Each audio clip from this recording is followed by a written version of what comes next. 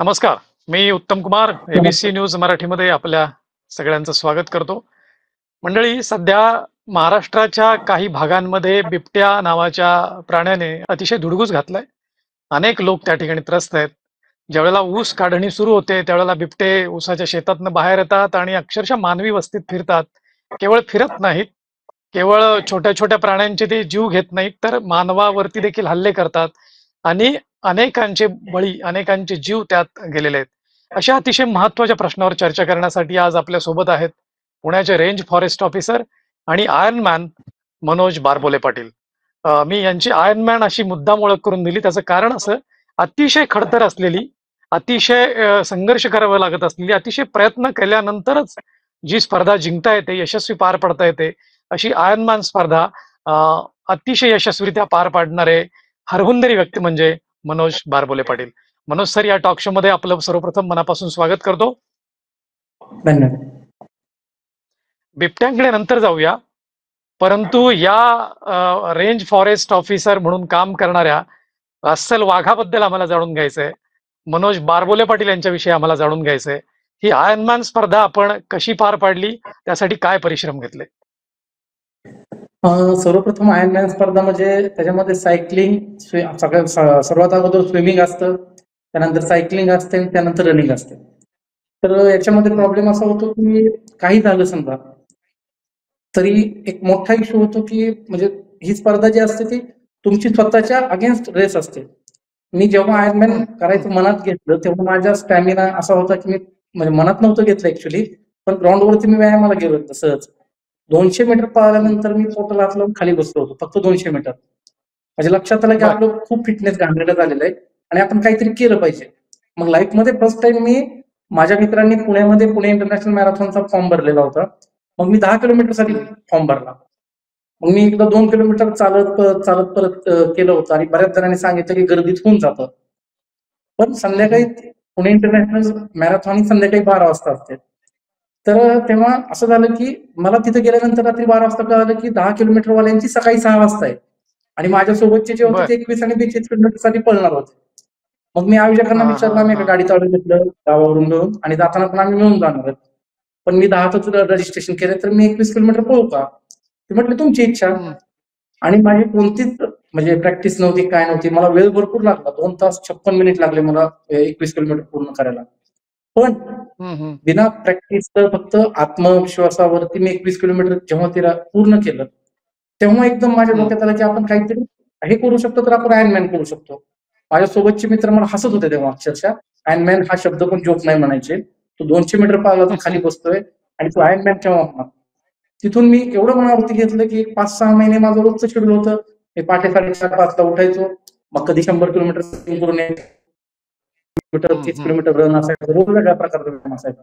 आणि स्विमिंग पूल नव्हता, ओपन वॉटरची सवय नव्हती. मग 2दाच मी फक्त छोटा तलाव होता, त्या तलावामध्ये प्रॅक्टिस केली.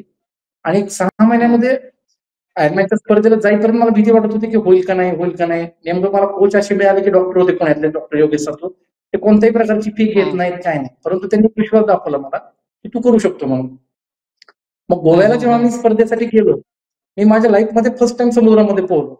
एवढी भीती वाटत होती नाही, कारण बर. समुद्रामध्ये जेव्हा आपण पोहत 2 किलोमीटर आतमध्ये जातो, तर बीच पण आपल्याला दिसत हम्म, नाही आणि छोटंसं जे जहाज आपल्याला ठिपक्या दिसत असतं ना बीचवरून, ते जहाज पण छोटंसं दिसायला लागतं, इतक्यात आपण गेलेलो असतो. पण झाली स्पर्धा हम्म, पूर्ण झाली.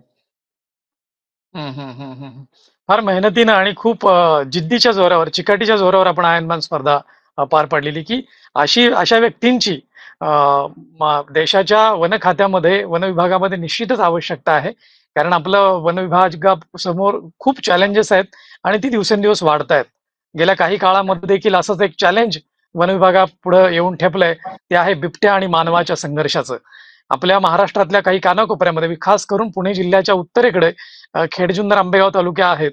त्या जुन्नर तालुक्यामध्ये खास करून जास्त करून मानवी आणि बिबट्या यांचा संघर्ष तीव्र होताना दिसतोय. तिथं माणिकडोहला बिबट्या निवारा केंद्र, रेस्क्यू सेंटर सगळ्या गोष्टी आहेतही. या सगळ्याच गोष्टी प्रगतीपथावर चालल्यात पुढे, परंतु बिबट्यांचा आणि मानवाचा संघर्ष काही थांबायला तयार नाहीत. मग आम्हाला मुळापासून सांगा, बिबट्या आणि मानवाचा संघर्ष कधीपासून सुरू झाला? त्याला मूळ कारणं काय आहेत आणि त्याच्यावरती आता उपाय काय आहेत? सर याच्यामध्ये महत्वाचा मुद्दा असा आहे की बिबट्याने मानवाच्या याच्यावरती अतिक्रमण केलंय का मानवाने जंगलावरती अतिक्रमण केलंय हा महत्वाचा मुद्दा आहे. बिबट्या ही एक हम्म, वाईल्ड लाईफ आहे हम्म, आणि हम्म, पूर्वीच्या काळात जशी जंगल होते काळाच्या ओघामध्ये 10, 20, 50, 70, 100 वर्षामध्ये जंगलांचं प्रमाण कमी कमी होत गेलं. साहजिक आहे त्यांचा हम्म, हम्म, नैसर्गिक अधिवास आपण नष्ट केला, आपण म्हणजे मानव जातीने. तर हम्म, आज ते हम्म, बिबटे जंगलातून बाहेर पडून मग जगण्यासाठी स्ट्रगल फॉर एक्झिस्टन्स ही डार्विनची थिअरीच आहे. ते जगण्यासाठी प्रयत्न हम्म, हम्म. करणार, त्यांचा दिवसावरती आपण अतिक्रमण केलं, तर ते आपल्या जागेमध्ये आज आले आणि ऍक्च्युअली ती जागा त्यांचीच होती तसं प्रॅक्टिकली बघितलं तर. तर म्हणजे हे अतिक्रमण आपण त्यांच्यावरती केलेलं आहे असं मला वाटतं वैयक्तिक. हम्म, हम्म, हम्म. अगदी महत्वाचं बोलतायत ते की आपणच अतिक्रमण त्यांच्या जागेवर केलंय. त्यामुळं त्यांचा जो रहिवासाचा जागा होती ते जिथं जिथं वावरायचे त्या ठिकाणी मानवी वस्ती वाढल्यामुळे कदाचित हा संघर्ष टोकाला गेला असं म्हणता येईल. परंतु आता हे सोडवायला पाहिजे. कारण मानवाची वस्ती, कारण मानव सगळ्यात महत्वाचा आहे. मानव असेल पृथ्वी तलावरती किंवा कुठल्याही भागामध्ये तरच सगळ्या गोष्टी सृष्टी राहील किंवा जीवचर राहू शकतात असं म्हटलं जातं. मानव हा सगळ्यात महत्वाचा घटक आहे. तेवढाच अधिकार वन्य प्राण्यांना देखील आहे, हे नाकारून चालणार नाही, हे अगदीच मान्य आहे. परंतु जर वन्य प्राणी एखादा मानवाचे बळी घेत असेल आणि त्याच्या प्रमाणात जर वाढ होत असेल तर याच्यावर काय उपाय? हा संघर्ष कसा सोडवायचा? संघर्ष म्हणण्यापेक्षा सर याच्यामध्ये कसं होतं, बिबट्या अटॅक कुणावरती करतो? तुम्ही जर त्याच्यामध्ये हम्म, आपण हम्म. खूप खोलामध्ये अभ्यास केला तर हा, हा. एक छोटं उदाहरण सांगतो तुम्हाला. आपण फेसबुकला वगैरे खूप वेळा सोशल मीडियावरती फोटोज बघतो की ताडोबाच्या हम्म, हम्म, भागामध्ये लोकांनी आता वाघांना स्वीकार केलेलं आहे. मग त्यांनी हम्म, काय केलं, शासन पण लोकांना मदत करतंय. फेन्सिंग असणं घराला, त्यानंतर स्टॉल फिडिंग जे म्हणतो आपण जनावरांसाठी ते हम्म, असणं, हम्म, हम्म, त्या गोष्टींमुळं म्हणजे काही प्रमाणात अटॅक कमी झालेले आहेत. परंतु बरोबर. बिबट्याचे अटॅक माणसांवरती जास्तीत जास्त कुठं होत आहेत, तर जिथं म्हणजे त्याची आयसाईट जे म्हणतो ना आपण, बिबट्याच्या डोळ्याची लेवल, हम्म, त्याची उंची हम्म, जेवढी हम्म, आहे हम्म. तेवढ्या उंचीमध्ये फॉर एक्झाम्पल लहान मुलं किंवा म्हणजे टॉयलेटला बसलेली माणसं. तर हो, वनविभाग हो, जिथं हो. जिथं बिबट्यांचा वावर जास्त आहे तिथं लोकांना सांगतं की उघड्यावरती बिबट्याला बसू नका. कारण उभारलेल्या माणसावरती हम्म, बिबट्याने हल्ले केलेले उदाहरण फार कमी किंवा नाहीचे बरोबर आहेत. परंतु एखादा हम्म, माणूस जेव्हा हम्म, हम्म, उघड्यावरती बिबट्याला बसलेला असतो, बिबट्याला ते सावज आपल्या उंचीपेक्षा कमी दिसायला लागतं आणि तो तिथे हो. अटॅक करतो. असं तर नाही की प्रत्येक हम्म, ठिकाणी अटॅकच होतो. काही ठिकाणी कसं असतं, पिल्ले असतात आईची, तर आईच्या हम्म, पिल्ल्याच्या दिशेने जर एखादा माणूस चालत आला, माहिती नसतं त्याला की बाबा इथं बिबट्याची पिल्लं आहेत, तर आई डिफेन्स मध्ये हम्म, ते हम्म. अटॅक करते. हे प्रॉब्लेम आहे. बरोबर. त्यानंतर रात्री विशेषतः ऊसतोड कामगारांची मुलं रात्री उघड्यावरती झोपतात शेताच्या कडेला. तर काही अशी पण हम्म, उदाहरणं हम्म. आहेत की आई वडिलांच्या मध्ये झोपलेल्या मुलाला पण बिबट्याने उचलून नेलेलं आहे. याच्यावरती बापरे. उपाययोजना तुम्ही हम्म, म्हणा स्ट्रॉंग, तर सर्वात स्ट्रॉंग उपाययोजना अशी आहे की जुन्नरच्या डीसीएफ सरांनी किंवा शासन स्तरावर बऱ्याच वेळा कळवलेलं आहे की म्हणजे आपण नसबंदी जे म्हणतो बिबट्यांची, कुठल्या भागातल्या हम्म, हम्म, जिथं हम्म, फॉरेस्ट नाहीये परंतु उसाच्या क्षेत्रात वाढलेले बिबटे आहेत, तर त्यांच्या हम्म, नसबंदीचा हम्म. प्रस्ताव शासनाने केंद्र शासनाकडे दिलेला आहे, परंतु केंद्र शासनाकडे ते अद्याप प्रलंबित आहे. आणि हे जे बिबटे प्रलंबित आहेत आहे. उसात मस्त. राहणार, त्यांचं खाद्य सर्वात फेवरेट खाद्यामध्ये त्यांचं डॉग, कुत्रा जो असतो तो त्यांना सर्वात हो. आवडतो, कारण तो शिकार करण्यासाठी सर्वात सोपा आहे. त्याच्यानंतर काय नाही हम्म, मिळालं हम्म, तर ते घुशी, उंदर हे पण खाऊन जगतायत ते. आणि त्यांना हम्म, उसामध्ये हम्म, पाणी हम्म. मिळतंय, गारवा मिळतोय, त्याच्यामुळे त्यांचं प्रोडक्शन पण वाढत चाललेलं आहे आणि त्यांचा सर्व्हायव्हल रेट जो म्हणतो आपण तो पण वाढत चाललेला आहे.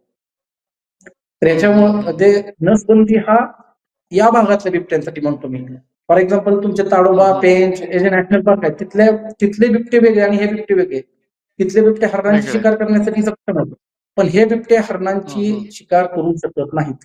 आता त्यांच्याकडे ती कॅपॅसिटी हम्म, नाही. हम्म. बिबट्यात पण आता दोन प्रजाती होऊन गेल्या आहेत. एक प्युअरली वाईल्ड लाईफ मधले बिबटे आणि एक जे शेतामध्ये ज्याचा जन्म शेतामध्ये झाला आणि तिथं पूर्ण संगोपन शेतामध्ये झालं, तो एक बिबट्या. शेत. हा. ओके.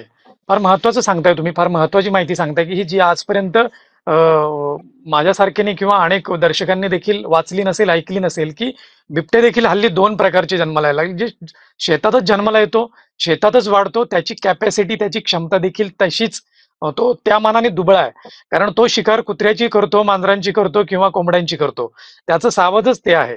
आणि दुसरं एक महत्वाचं तुम्ही सांगितलं की त्याच्या नजरेच्या टप्प्यामध्ये जे सावज येतं, म्हणजे एखादी व्यक्ती ओणवी असेल किंवा लहान मुलं असतील तर त्यांनाच तो सावज करतो, त्यांचीच तो शिकार करतो.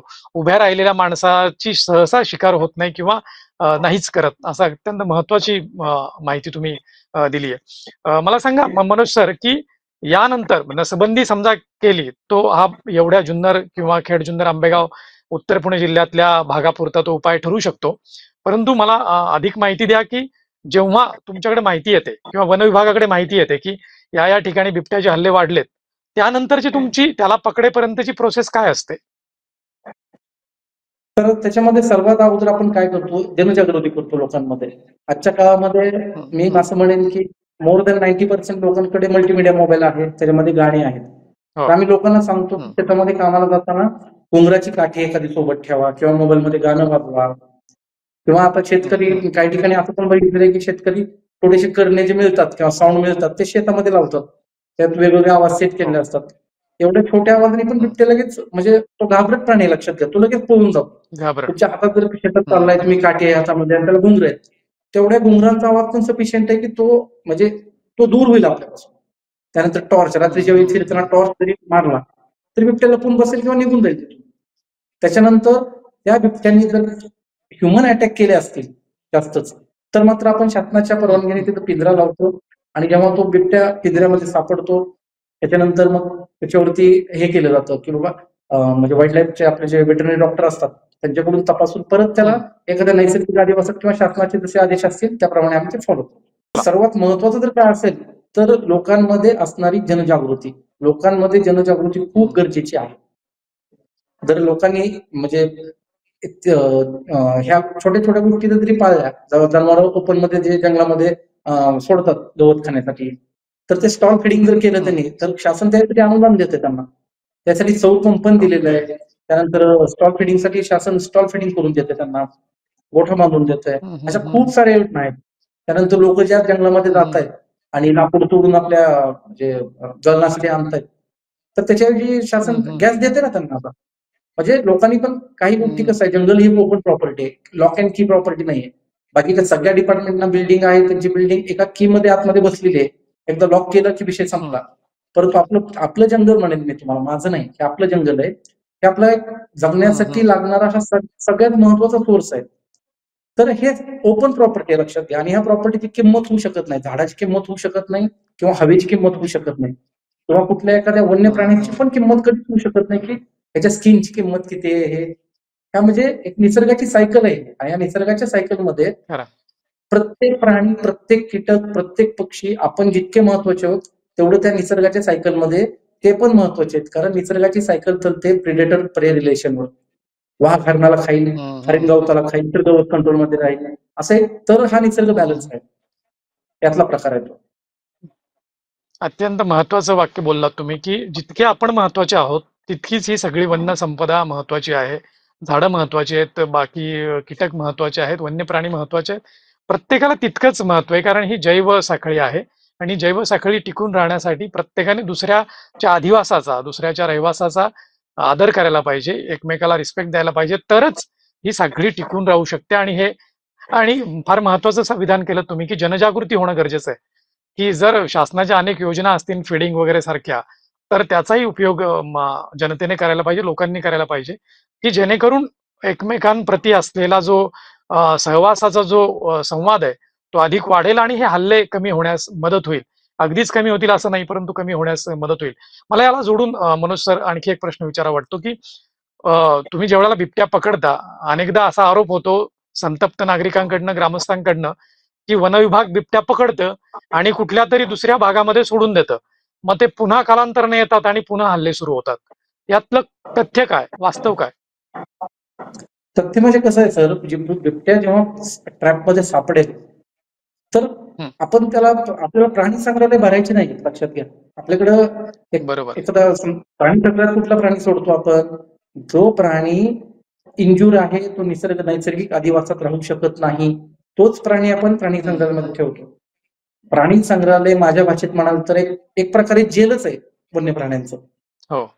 तर फक्त एवढंच की पॉझिटिव्ह काय, तर ते नैसर्गिक अधिवासात राहू शकत नाहीत. एखादी खूप इंजुर आहे किंवा एखाद्याचा दुर्धर आजार झालेला आहे किंवा झू ब्रीड आहे. झू ब्रीड म्हणजे आई वडील पण झू मध्येच होते आणि तिथंच त्या बाळाचं प्रोडक्शन झालं, तर साहजिक आहे तो वाईल्ड ही कन्सेप्ट वेगळी आहे, लक्षात घ्या.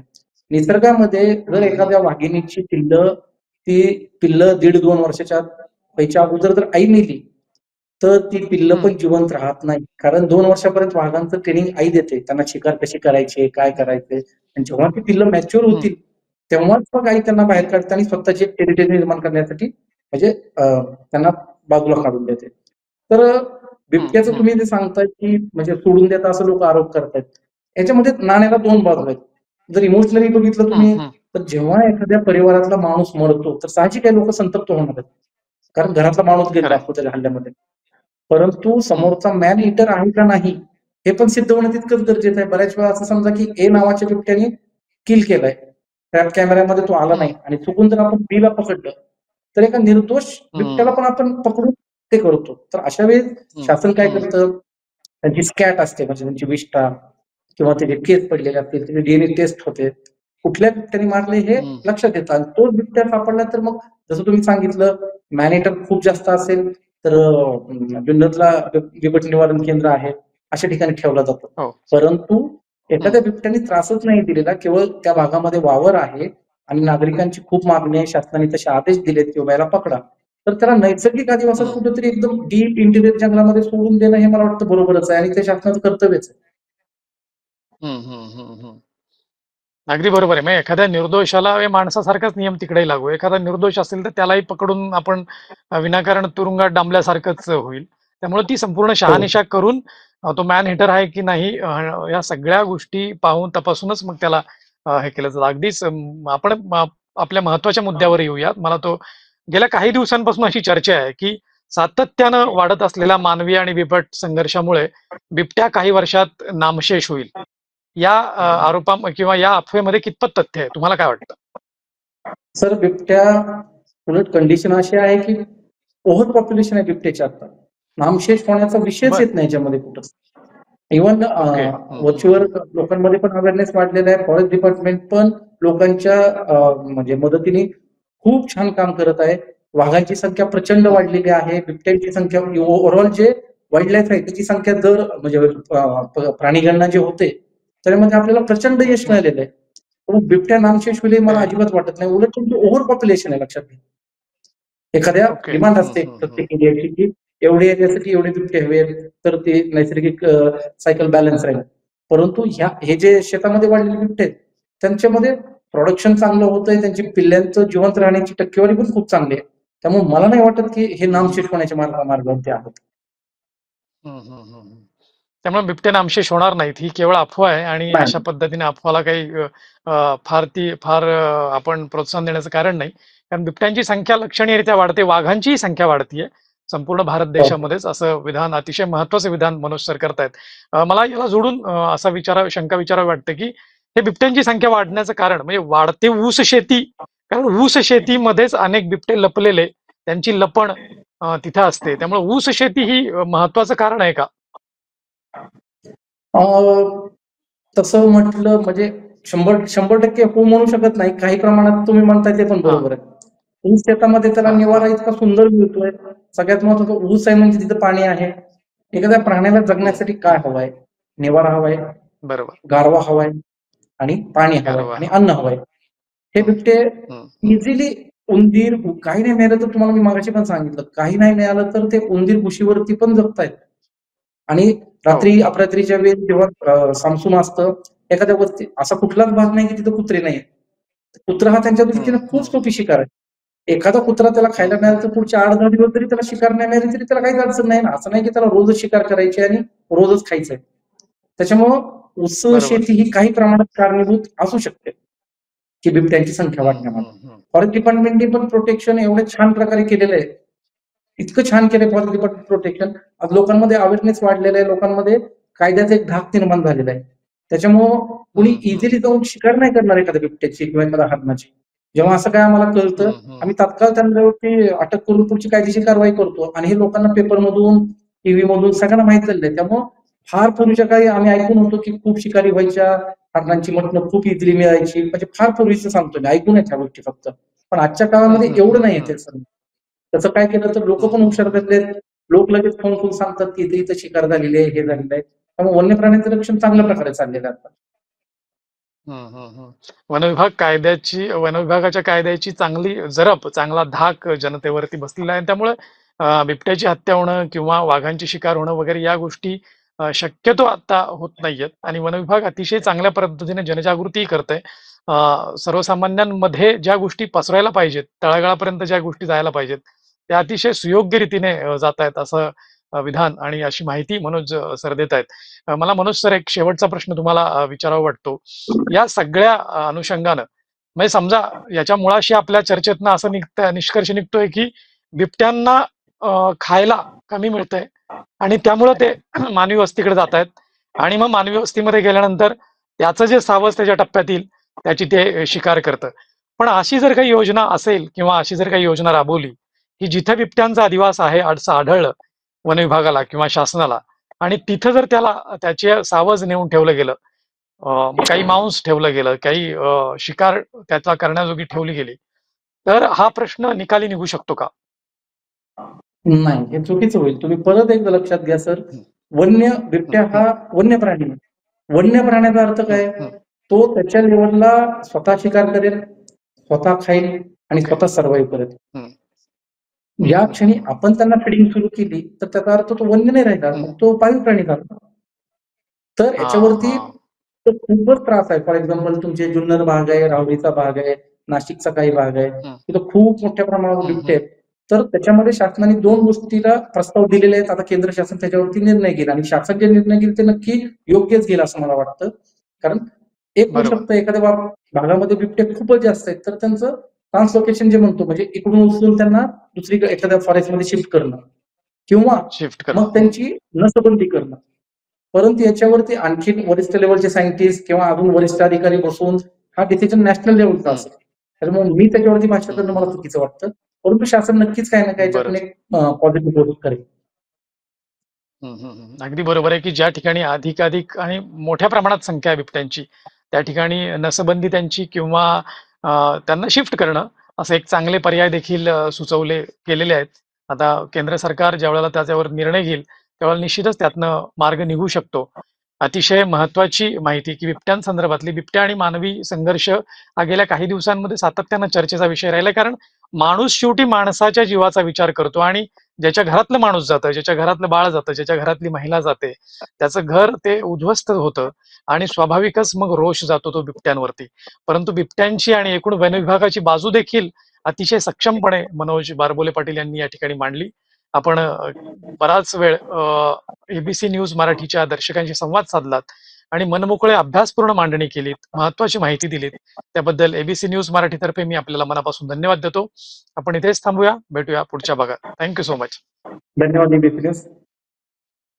ताज्या बातम्यांसाठी पाहत रहा एबीसी मराठी न्यूज.